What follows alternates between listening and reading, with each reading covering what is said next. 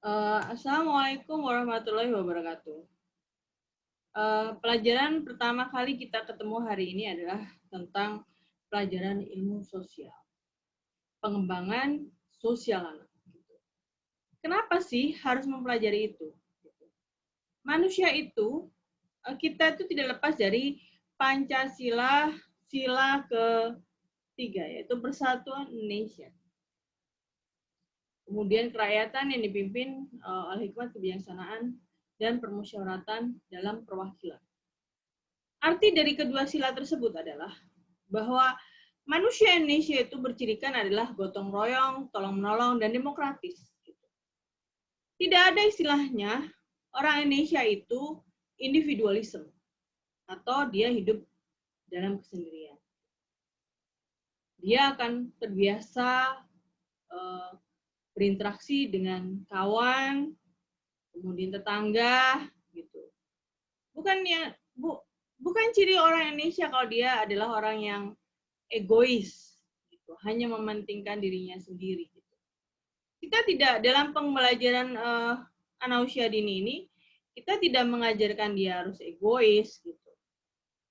Tapi bagaimana seorang anak usia dini itu bisa berinteraksi dengan teman sebayanya dan dengan orang yang lebih dewasa dengan baik. Gitu. Jangan sampai gitu kata-kata anak itu toksis gitu. Karena dia tidak bisa berinteraksi dengan lingkungannya, maka yang keluar adalah kata-kata kebun binatang gitu, seperti anjing, bego lu, gitu. Kita tidak mengajari itu, tapi kita mengajarkan dia untuk bertutur kata yang baik, agar dia disenangi dan cintai oleh kelompok bermainnya. Gitu. Atau misalnya, dalam permainan, kalau dia berinteraksi sosial, maka anak ini akan mampu bermain rukun dengan temannya, berbagi permainan tanpa ada berat hati. Gitu. Terkadang anak usia dini itu masih egosentris gitu, keaku-akuannya masih besar, tidak mau berbagi. Dalam pengembangan ilmu sosial inilah kita pelajari hal itu, bagaimana anak itu berbagi. Oke, kita akan upayakan dengan berbagi PowerPoint ya. Kita coba.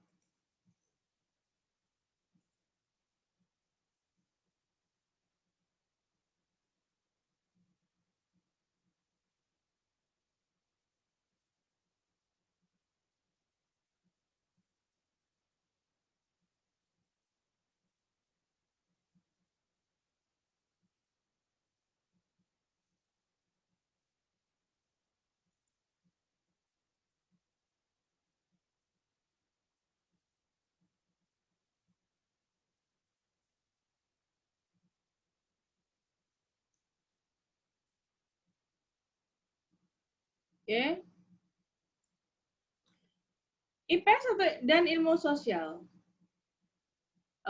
Ini ya, jadi itu Indonesia mulai mengenal tentang pengajaran IPS mulai tahun 1972, gitu ya. Di mana ilmu sosial adalah merupakan bagian dari ilmu lain, gitu ya.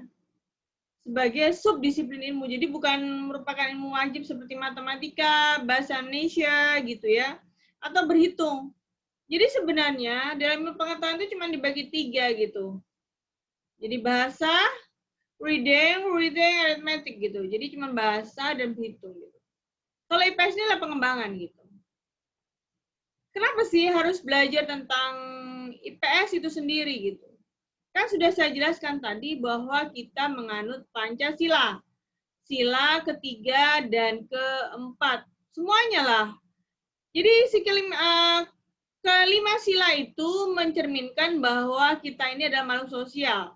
Bercirikan budaya Indonesia. Gitu. Kalau orang asing datang kemari, datang ke Indonesia, itu senang sekali. Gitu. Karena orang Indonesia itu adalah ramah-ramah gitu, mau berbagi gitu. Mau berbagi nggak sombong gitu. Coba kalau Anda hidup di Jerman gitu.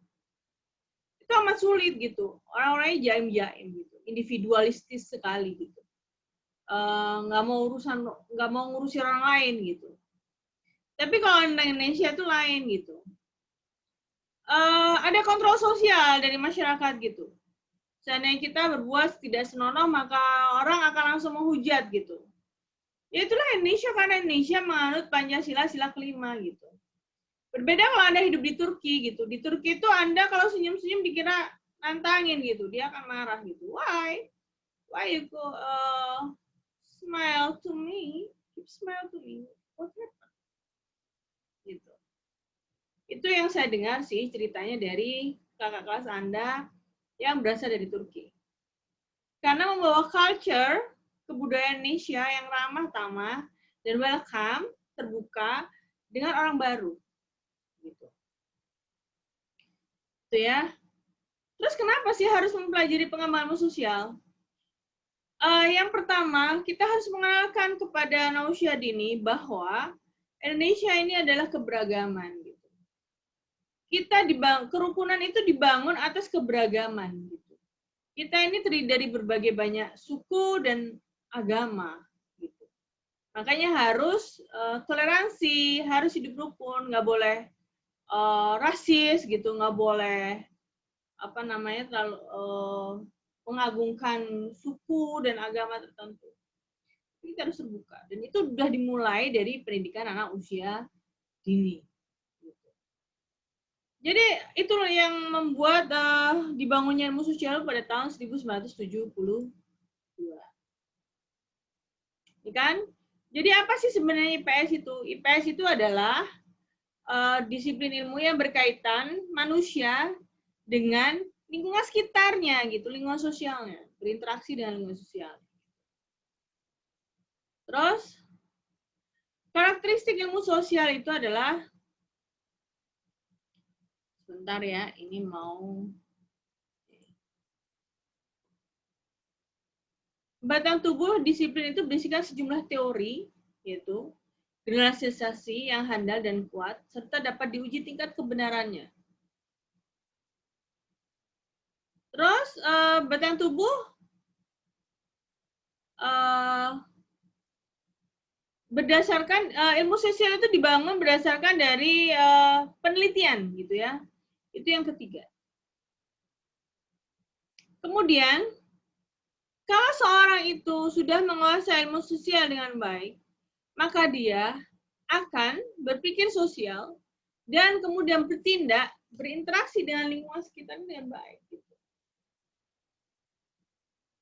Jadi anak sosial, coba deh kalau Anda dulu SMA ya, ada IPA dan IPS gitu. Kalau kita mengenal anak IPS itu lebih humanis gitu daripada anak IPA gitu. Anak IPA itu jaim, kaku, selalu serius gitu, susah diajak susah diajak ngocol gitu, tampang serius gitu. Tapi kalau sosial nggak, dia mampu tampil berinteraksi dengan lingkungannya dengan baik gitu.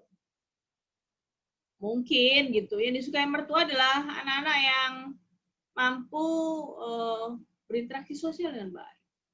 Dia akan lolos sensor menjadi menantu teladan. Terus itu yang terjadi gitu.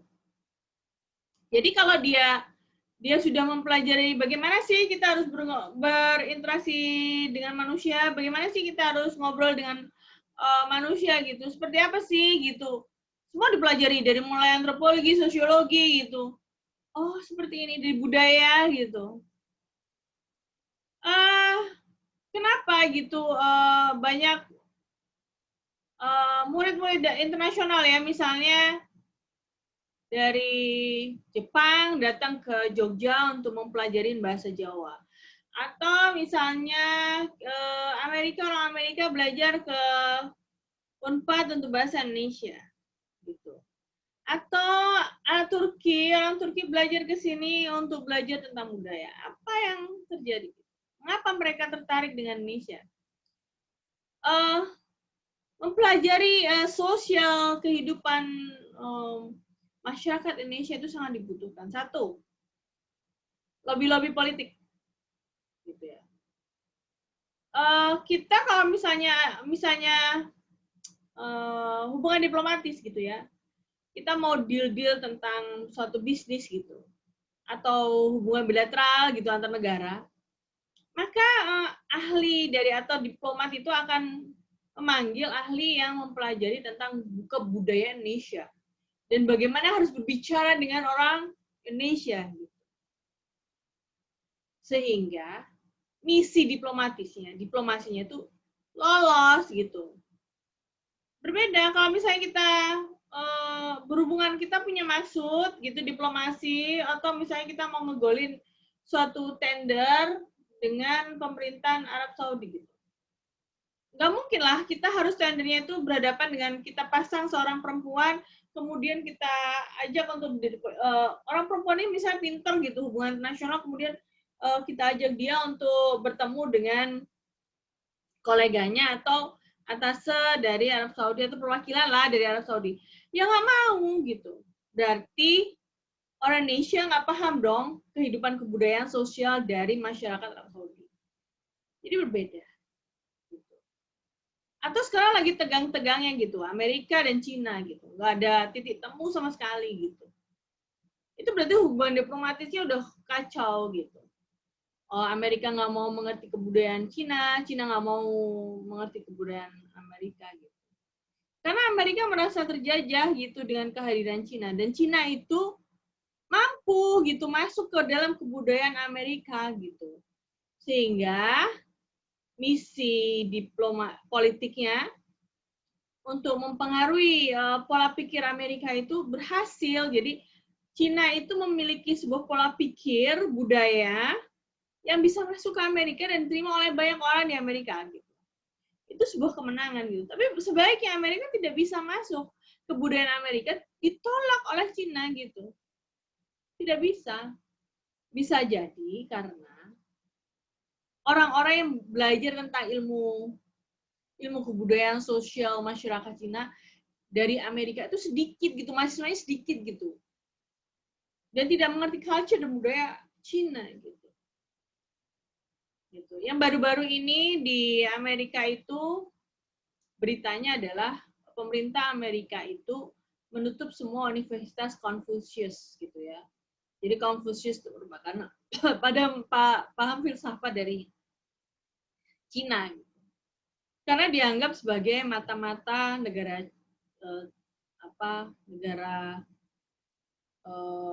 Cina itu gitu. Atau saya nggak boleh sebut Cina deh, kita sebut aja Tiongkok gitu. Jadi tutup gitu, dan itu berbahaya sekali bagi Amerika gitu, merupakan ancaman gitu, ditutup. Gitu. Jadi itulah keuntungan kita belajar tentang ilmu sosial. Terus kita kembali lagi, apa sih yang didapat dari anak usia dini belajar tentang ilmu sosial? Ilmu sosial tuh bagi anak usia dini penting gitu. Apalagi di zaman sekarang ini banyak gitu ya, banyak sekarang yang virus corona lah gitu ya. Orang tua nggak berani ngelepas anaknya jauh-jauh keluar gitu karena takut kena virus gitu, rentan. Mau dikasih, Anda coba lihat di lingkungan Anda gitu. Anak kecil-kecil, anak balita kita keluar gitu, kasih masker. Belum ada 5 menit maskernya udah hilang gitu, nggak tahu ditaruh mana itu lebih berbahaya gitu. Jadi pemerintah ini menyoroti, gimana ya? Agak susah gitu, sekolah online anak TK juga susah gitu. Karena harus didampingi oleh orang tua. Karena anak itu nggak bisa konsentrasi gitu. Mau duduk diam 5 menit udah geraknya kemana-mana. Kalau Anda ingat, biasanya orang nge-share meme-meme itu tentang anak-anak yang sedang belajar online, lucu-lucu gitu. Itu yang terjadi. Kemudian yang kedua, sekarang ini banyak anak individu gitu.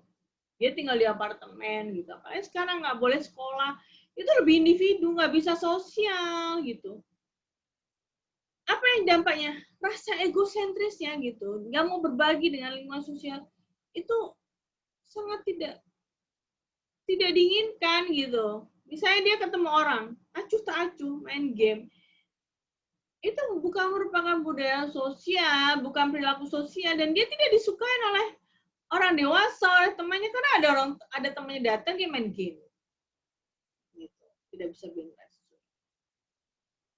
Orang selalu bilang autis nih autis gitu, nggak mau peduli. Iya emang gitu.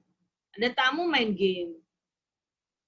Pasangannya ngobrol, main game. Nggak ada interaksi sosial. Ini akan menjadikan sebuah kebencian atau gimana? Skeptis orang, berpikir negatif. Karena kurangnya sosial. Nanti dia kalau misalnya bertemu dengan orang, dia akan takut, malu, dan pendiam. Karena nggak tahu mau membuka percakapan seperti apa. Gitu. Tugas guru pendidikan anak usia dini inilah yang menjadi ujung tombak untuk mengajarkan anak itu bersikap sosial kepada manusia, antar manusia. Gitu. Bagaimana dia bergaul, bagaimana dia bertindak dengan baik, bagaimana kita memberikan knowledge, gitu, pengetahuan, kemudian dia praktek sosial dengan lingkungannya, bagaimana dia sopan berbicara dengan ibunya, dengan bapaknya, gitu. Tidak ada sedikit pun dia mengeluarkan kata-kata kotor, kata-kata kasar, kata-kata tidak sopan. Kemudian ataukah misalnya barangnya itu dipinjam oleh temannya, dia dia tidak boleh gitu. Kalau dia belajar ilmu sosial, dia akan berbagi gitu. Kita tunggulah, kita merindukan TK itu dibuka untuk anak TK gitu, udah dibuka untuk umum gitu, terbebas dari virus COVID. Itu harapan saya karena generasi missing gitu, generasi missing sosial gitu, missing interaksi sosial, lebih cenderung mencintai diri sendiri gitu, narsis gitu individu gitu. Kalau Anda lihat ya di Facebook ya atau Instagram ya, orang sekarang tuh banyak narsis gitu. Kenapa dia pajang fotonya di berbagai wajah, gerak gitu. Dalam ilmu sosial, dalam ilmu psikologi, kalau orang terlalu bagi share dirinya sendiri tanpa kawan, jadi dia bergaya terus-menerus gitu. Tiap hari dia nge-share wajah dia, maka orang psikologi akan menilai bahwa dia adalah narsis. Kepribadian narsis adalah kepribadian individualisme. Tidak mau dikritik, maunya aku dan bercerita aku. Gitu. Itu adalah dampak dari dia tidak mendapatkan pendidikan sosial. Oke, paham ya sekarang? Terus, adapun ilmu sosial itu terdiri dari ilmu ekonomi, terus jadi belajar tentang perekonomian gitu.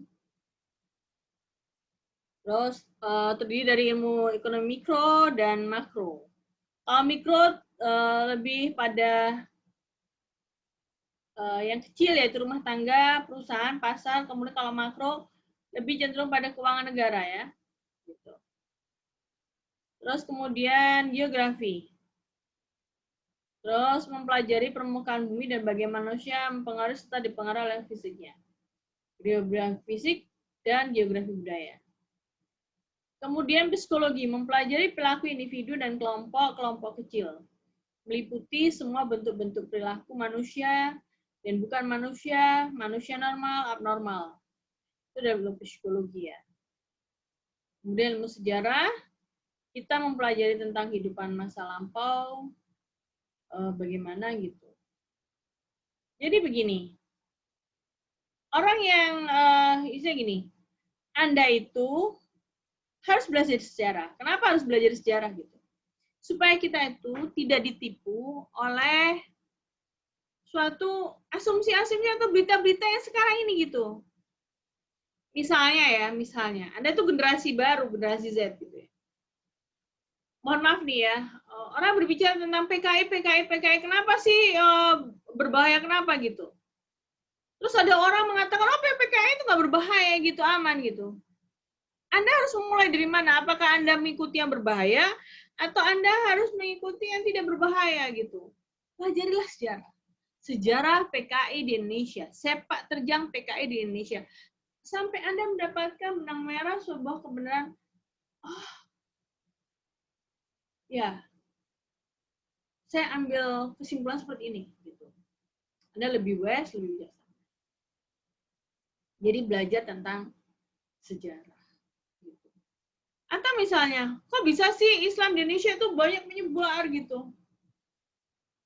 Anda harus belajar tentang sejarah, bagaimana Sriwijaya adalah kerajaan pertama di Indonesia yang menyebarkan agama Islam. Gitu. Islam disebarkan Indonesia melalui perdagangan. Oh, jadi saya tahu kenapa Islam di Indonesia besar. Gitu ya, oke.